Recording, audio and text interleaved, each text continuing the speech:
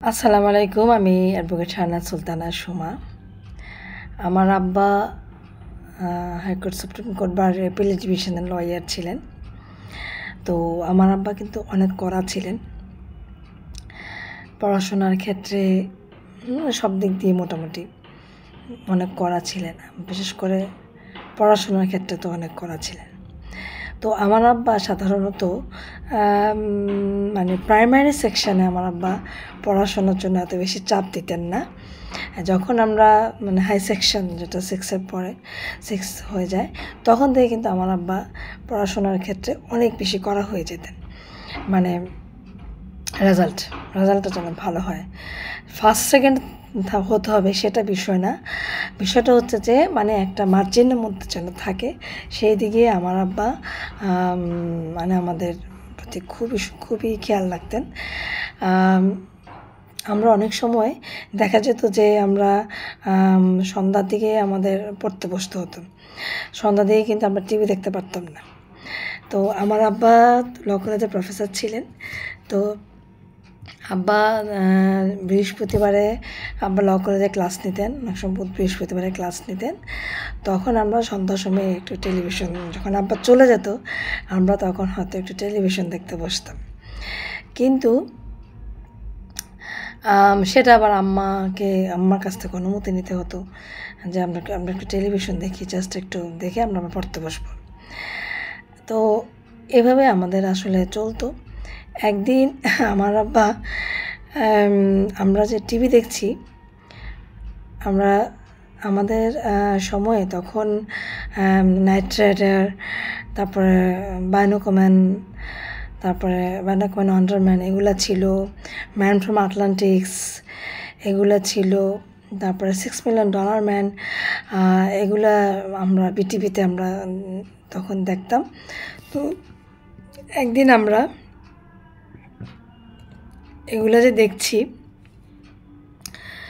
আমার আব্বা যখন বাইরে থেকে এসে চেম্বারে বসতো, চেম্বার থেকে যখন উঠতো চেয়ারটা একটা লাড়া পড়তো, কিন্তু আমরা তখন বুঝতে পারতাম। কিন্তু একদিন কি হলো, আমার আব্বা এমন আস্তে আস্তে আস্তে আস্তে চেয়ার মানে দোতলায় উঠতেছিল, আমরা তখন বেশি একটা টের পাইনি। যখনই মানে আমাদের দোতলার 3rd সিঁড়িতে আব্বা পাড়া দেবে, তখনই আমরা টের পাই। টের পাওয়ার পরে আমরা কি করি, আমরা দৌড় দিয়ে যার টেবিলে যেয়ে পড়তে বসে যাই। আমার আব্বা এসে দেখে টিভি চলছে, ফ্যান চলছে, কিন্তু টিভি আমাদের ড্রয়িং রুমে কেউ নেই। তখন আমার আব্বা বলছে যে টিভি কে দেখছে। আসলে আমরা তো যার টেবিলে বসে গেছি।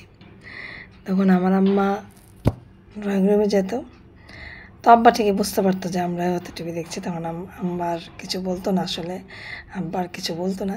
মানে আমরা আব্বাকে এত বেশি ভয় পেতাম, আব্বার কড়া শাসন, আব্বার যে গাইডেন্স। আমার আব্বা আমাদেরকে দুটি ইচ্ছারা, আমাদেরকে এক ইচ্ছারা, রোজার ইচ্ছারা আমার আব্বা আমাদেরকে কখনোই কাপড় চোপড় দিত না, শুধু এক ঈদে আমাদেরকে আব্বা ড্রেস দিত। আর পড়াশোনার জন্য আমরা বই, খাতা, পেন্সিল, কলম, মানে যা কিছু লাগে, গাইড বই বলেন, সেটাই বলেন, যা কিছু লাগে, কাগজ, তারপরে দিস্তা কাগজ, যত লাগে যা আমরা লিস্ট করে দিতাম, আব্বা কিন্তু সেটাই নিয়ে আসতো।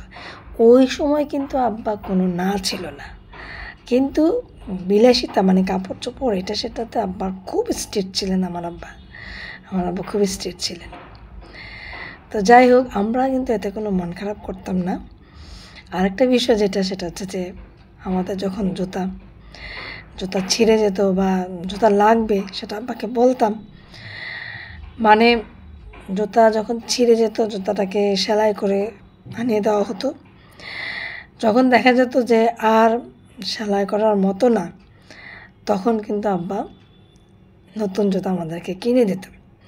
কিন্তু এটা না যে আমার আব্বার টাকা পয়সা ছিল না, আল্লাহর রহমতে আমার আব্বার ল প্রফেশনে আমার আব্বার এত নাম ডাক ছিল, এত মামলা মোকদ্দমা ছিল, কিন্তু আমার আব্বা আমাদেরকে অনেক সিম্পলভাবে আমার আব্বা আমাদেরকে মানুষ করেছেন। মানে অপচয় করাটা আমার আব্বা একদম পছন্দ করতেন না, একদম পছন্দ করতেন না।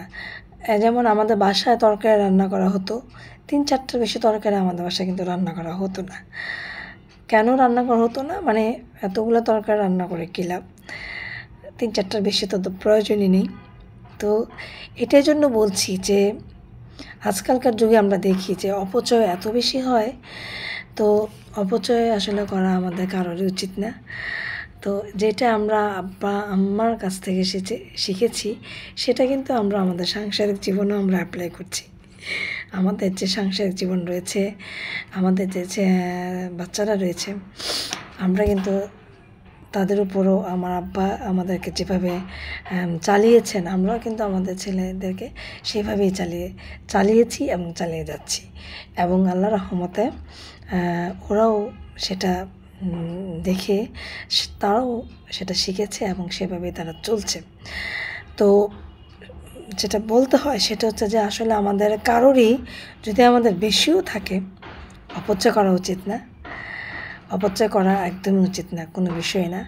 আমার আব্বা আমার আম্মা সবসময় আমাদেরকে একটা কথাই বলতেন, সিম্পল লিভিং হাই থিঙ্কিং। এই কথাটা আমাদেরকে সবসময় বলতেন, সবসময়।